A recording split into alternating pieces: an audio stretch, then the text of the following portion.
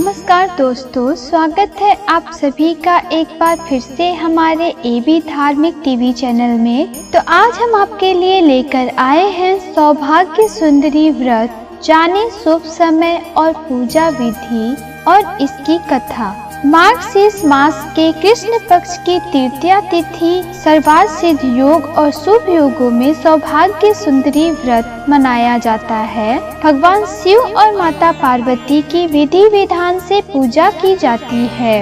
इस व्रत के पुण्य से व्यक्ति को सौंदर्य और सौभाग्य की प्राप्ति होती है। सोमवार भगवान शिव की आराधना के लिए उत्तम दिन है। सर्वार्थ सिद्ध योग, शुभ योग और अमृत सिद्धि योग बन रहा है। सुबह से लेकर रात तक भद्रा है। सौभाग्य सुंदरी व्रत महिलाओं के लिए बहुत महत्व रखता है। कहा जाता है कि देवी पार्वती की पूजा करने से बहुत लाभ होता है।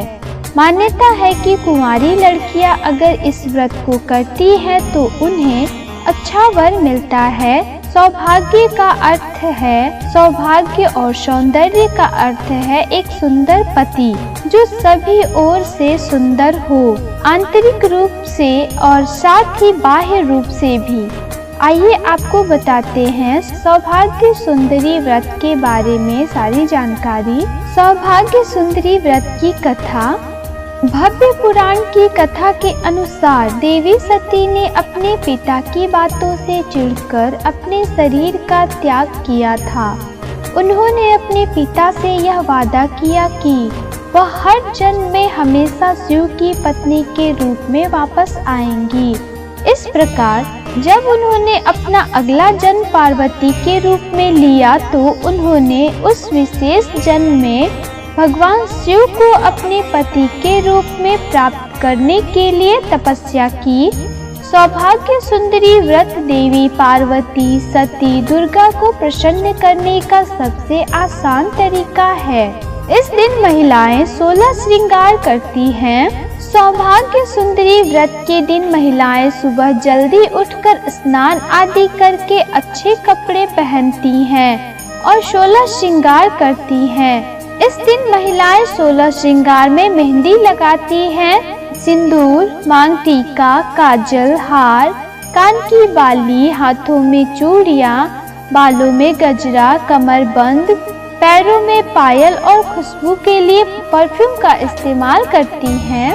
सौभाग्य सुंदरी व्रत पूजा विधि। इस दिन पार्वती और शिव की मूर्तियों को सौभाग्य सुंदरी व्रत के दिन लाल कपड़े में लपेटे हुए लकड़ी के टेबल पर रखा जाता है।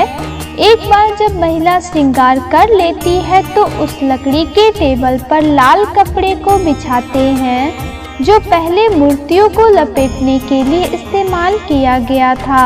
मूर्तियों को लकड़ी के टेबल के ऊपर रखा जाता है। इसके बाद सुपारी पत्ते के ऊपर रखकर शिव और पार्वती जी की मूर्ति के बीच रखे। यह दिल के आकार का पत्ता आध्यात्मिक संबंध का प्रतीक माना जाता है और सुपारी मानसिक संबंधों का प्रतीक माना जाता है। देवी को कई तरह के प्रसाद चढ़ाए जाते हैं और इसमें मौली, कुमकुम, सिंदूर, रौली, चावल के साथ साथ सुपारी और सुपारी पत्ता भी शामिल है। सौभाग्य सुंदरी व्रत के दौरान दुर्गा और शिव की पूजा से पहले गणेश जी की पूजा की जाती है। पार्वती जी की मूर्ति को 16 श्रृंगार से सजाया जाता है और नवग्रह की पूजा के बाद भगवान शिव और देवी पार्वती की एक साथ पूजा की जाती है। सौभाग्य सुंदरी पूजा का महत्व, लाभ और उसके फायदे के बारे में आइए जानते हैं। इस व्रत को सुहागिन स्त्रियों के रखने से अखंड सौभाग्य की प्राप्ति और उनके पति की लंबी आयु होती है। अविवाहित लड़कियों को मनचाहा जीवन साथी की प्राप्ति होती है। जातक को उत्तम और योग्य संतान की प्राप्ति होती है तथा संतान का जीवन सुरक्षित रहता है। दाम्पत्य सुख में वृद्धि होती है तथा पति पत्नी में प्रेम बढ़ता है और पारिवारिक कलह से मुक्ति मिलती है। जिस स्त्री के जन्म कुंडली यदि मांगलिक दोष हो तो यह व्रत करने से दोष में शांति मिलती है। जातक के यहाँ धन समृद्धि में वृद्धि होती है। विवाह में आ रही परेशानी से मुक्ति मिलती है। यदि किसी भी स्त्री की जन्म कुंडली में विवाह से जुड़ा कोई भी अशुभ योग हो, जैसे कि वैवाहिक सुख का अभाव या विवाह विच्छेद या अलगाव आदि, तो इस व्रत को करने से सभी अशुभ योगों से शांति मिलती है। सौभाग्य सुंदरी पूजा मंत्र ओम उमाय नमः और देवी देई उमे गौरी त्राहि मांग करुणा निधे माम अपराधा शांतव्य भक्ति मुक्ति प्रदा भव। भगवान शिव को कच्चे दूध और गंगा जल मिश्रित जल से अभिषेक करें और बेलपत्र, आकड़े और धतूरा अर्पित करें। फिर चंदन का तिलक लगाकर चावल लगाएं और फल फूल अर्पित करके भोग लगाएं। सूखे मेवे और दक्षिणा आदि अर्पित करें। भगवान शिव की पूजा करते समय इस मंत्र का जाप करें, ओम नमः शिवाय। पूजा पूर्ण होने के बाद अपनी इच्छा अनुसार ब्राह्मणों को भोजन कराएं और दक्षिणा दें।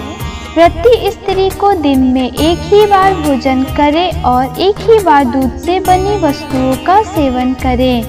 अंत में फिर भगवान गणेश, भगवान शिव और माँ पार्वती से पूजा में हुई अपनी गलतियों के लिए क्षमा मांगे। माता पार्वती से हाथ जोड़कर प्रार्थना करें कि हे माँ, मेरे सभी दुखों और पापों का नाश करो और मुझे आरोग्य, सौभाग्य, रिद्धि सिद्धि और उत्तम संतान प्रदान करो। फिर उसके बाद माता पार्वती और भगवान शिव की आरती करें। तो दोस्तों, आशा करती हूँ आपको हमारी जानकारी बेहद पसंद आई होगी। धन्यवाद।